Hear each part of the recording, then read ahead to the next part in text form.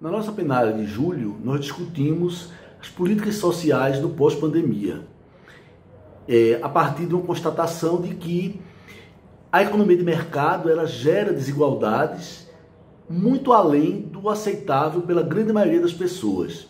Então, existem políticas para reduzir essa desigualdade gerada pelo mercado, algumas que são políticas de Estado, que são permanentes, independe de quem esteja governando, como é o caso da progressividade do sistema tributário. Quem tem e ganha mais, paga percentual maior do que os que ganham e têm menos.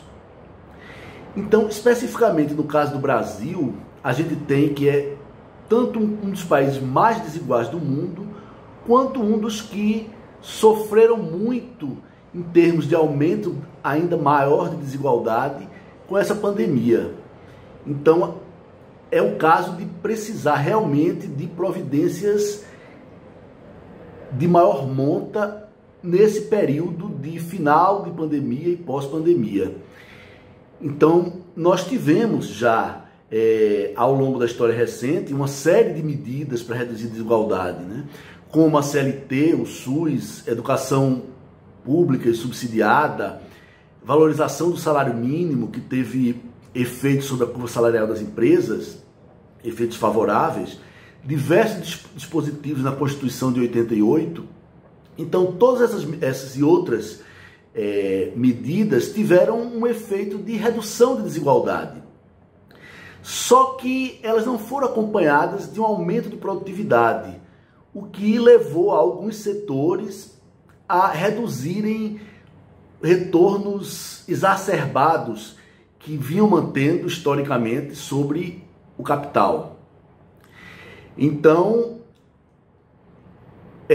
essa situação ela foi consolidada e persistiu em função de altas taxas de juros, que levou a processo, a uma intensificação da financiarização e da desindustrialização, de modo a dificultar esses aumentos de produtividade.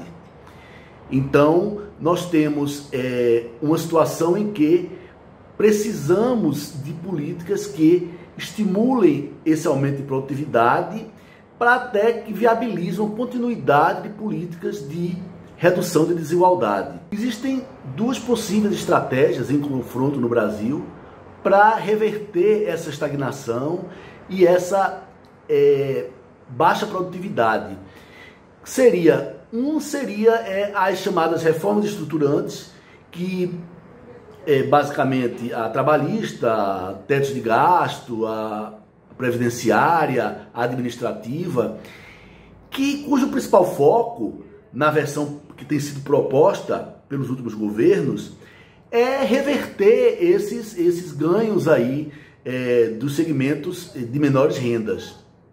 Então, a gente tem que eles focam em redução, viabilizar redução de salário, redução de benefícios previdenciários, redução de impostos pagos pelas empresas, para, enfim, conseguir um maior retorno sobre o capital na expectativa de dinamizar aumentos de produtividade e de dinamizar o próprio crescimento econômico. Temos uma segunda alternativa também, que seria manter juros baixos, ao lado de incentivos às empresas, incentivos fiscais, incentivos creditícios, de modo que as empresas busquem aumentar a produtividade e aceitem fazer investimentos e que, para obter um retorno nos níveis dos países civilizados e de muitos emergentes. Essas políticas de incentivo ao aumento de produtividade e ao crescimento envolvem aumentos de gastos públicos primários, que têm limites que seria da própria capacidade produtiva da economia, mas na atual conjuntura a gente se encontra com recursos ociosos suficientes para esse tipo de programa. Então, a gente poderia aumentar gastos primários, mesmo que viesse ao aumento do endividamento público, enfim, que seria acomodado pelos recursos ociosos que estão presentes atualmente na economia. Claro que a gente tem que fazer um bom uso dessa disponibilidade de recursos, no sentido de utilizá-los também para promover o crescimento econômico diretamente, quanto à redução de desigualdades. Então, a gente precisa identificar algumas prioridades nesse sentido, porque vai chegar no momento em que a gente não vai ter mais capacidade produtiva ociosa e não tem espaço, aí sim, não tem espaço para continuar aumentando o gasto público. Então, nesse momento, a gente precisa identificar as prioridades.